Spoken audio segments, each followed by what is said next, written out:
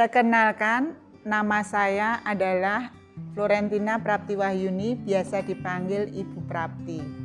Saya adalah guru SLBB Pangudiluhur, Jakarta Barat. Saya mengajar anak-anak tunarungu dari tahun 1988.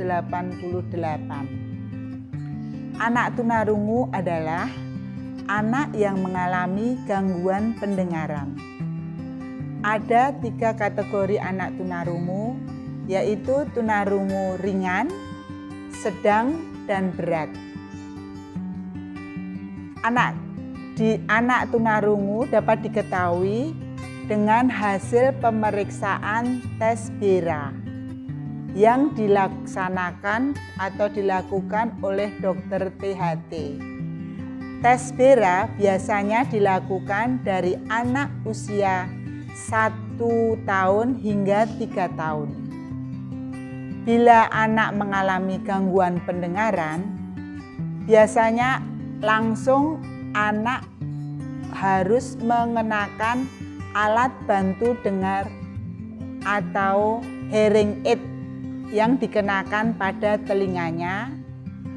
Jenis alat bantu dengar yang dikenakan oleh anak sesuai dengan sisa pendengaran yang diderita oleh anak tunarungu tersebut. Setelah diketahui anak tunarungu, dilakukan dengan pendidikan formal. Seperti di SLBB Pangudiluhur, anak usia 2 tahun bisa langsung bersekolah secara formal di Taman Latihan Observasi atau TLO pagi. Di TLO, lama pendidikannya 2 tahun, yaitu TLO pagi dan TLO siang. Tamat TLO dilanjutkan ke TK 1, 2, 3. Jadi TK ditempuh dalam waktu 3 tahun.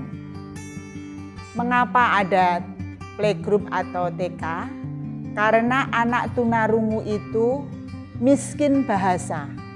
Sama sekali tidak tahu satu kata, patah kata pun tidak dimengerti dan tidak bisa diucapkan oleh anak. Di SLBB Pangudiluhur menggunakan metode maternal reflektif atau bahasa ibu.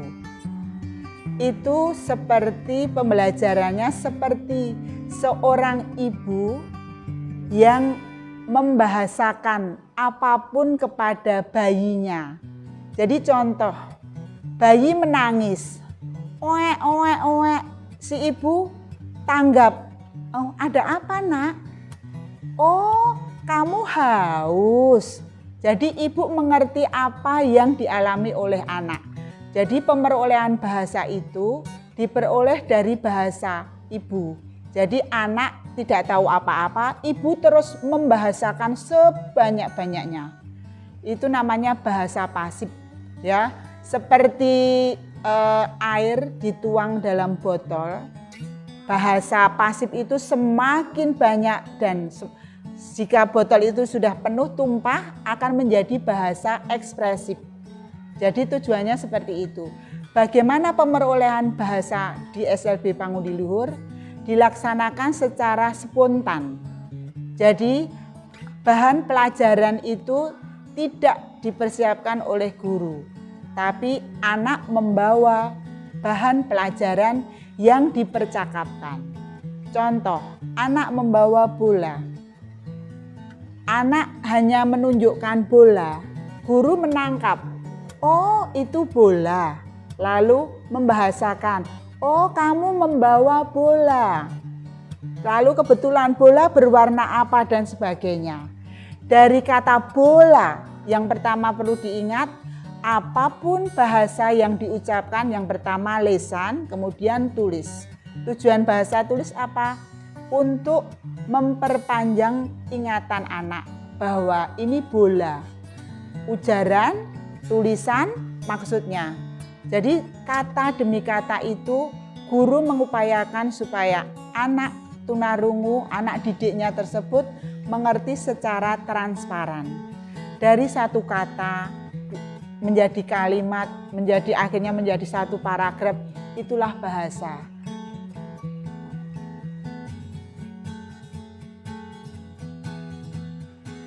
Kalau namanya belajar bahasa di SLB itu tidak ada target ya. Masalahnya semuanya itu proses. Jadi proses sebagai fondasi kuat itu bahasa. Kalau fondasinya kuat itu mau belajar apa saja bisa dilakukan. Jadi tidak ada target TK sekian lulus harus ini, purna bahasa itu sampai kapan? Ya belajar itu selamanya, belajar terus. Jadi yang pertama secara kognitif kami di SD itu tetap menggunakan kurikulum, jadi tetap melaksanakan ujian, dulu ujian nasional itu tetap melaksanakan, otomatis jadi berinovasi antara mengembangkan kurikulum dan metode kami. Dan puji Tuhan semuanya bisa lulus.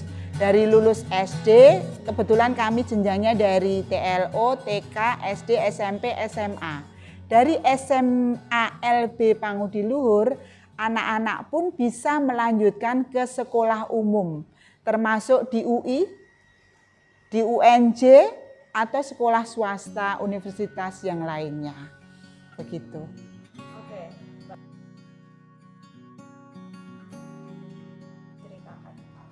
Kebetulan saya mendampingi Vina itu dari umur 2 tahun sampai sekarang umur 13 tahun.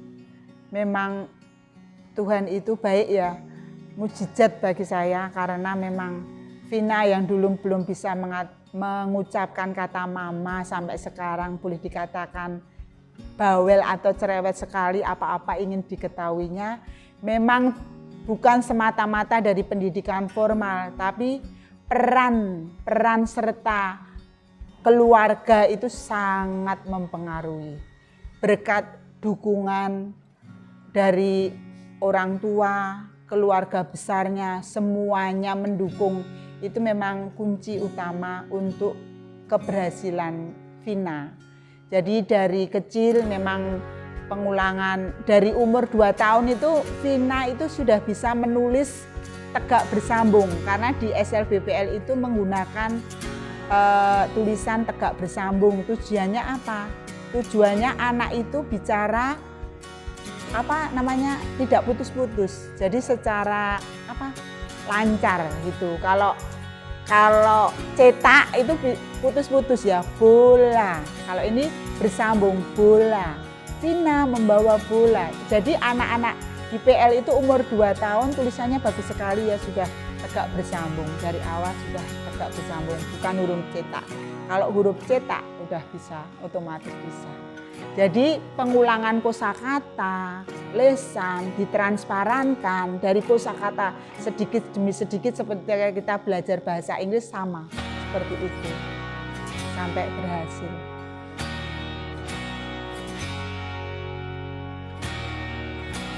Kalau untuk orang tua yang mempunyai anak tunarungu, memang sebaiknya disekolahkan di sekolah khusus SLB karena penanganannya jelas untuk pemerolehan kosakata atau bahasa sebagai fondasi kuat untuk melanjutkan pendidikan ke jenjang selanjutnya. Untuk masalah metode itu semua hak asasi manusia ya, tergantung kita sekolah di mana, menggunakan metode apa, dan nantinya setelah lulus itu anak bisa berbahasa, lalu menentukan komunikasi dengan bagaimana, itu kembali ke individu. Jadi nggak ada isyarat ini oral, tapi menurut pandangan saya kalau di Indonesia itu kan memang masyarakat untuk fasilitas umum saja istilahnya masih belum begitu optimal ya, apalagi untuk memfasilitasi anak-anak difabel, khususnya tunarungu. Kalau di luar negeri, fasilitas umum semuanya kan sudah ada interpreternya, fasilitas elektroniknya untuk mereka, dari telepon, dari semuanya itu ada. Tapi kalau di Indonesia, menurut saya kunci yang utama tetap komunikasi lisan. Jadi anak bisa mengungkapkan keinginannya berkomunikasi dengan orang lain secara lisan, otomatis secara oral.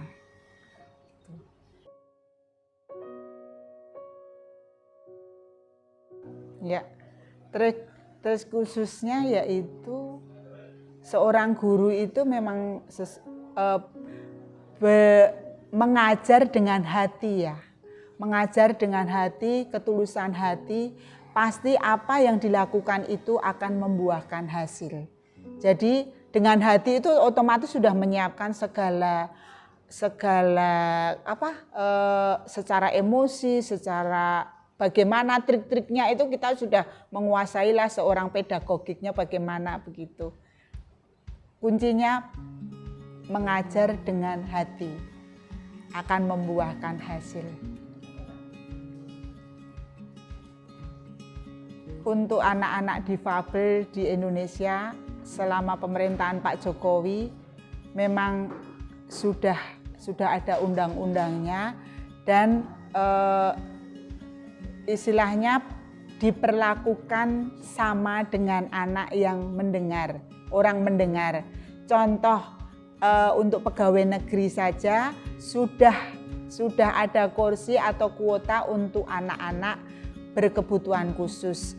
Jadi anak-anak yang berkebutuhan khusus tetap bersemangat, berusaha, maju supaya dapat menyamai mereka anak-anak yang mendengar.